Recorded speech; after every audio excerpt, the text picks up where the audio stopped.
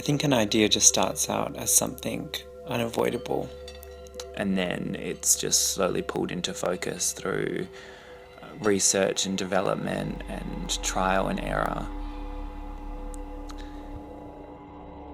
And then it was here within the studio and the surrounding environment that I was inspired by a continual force in nature, where even tiny and minute changes could shift things in a new direction.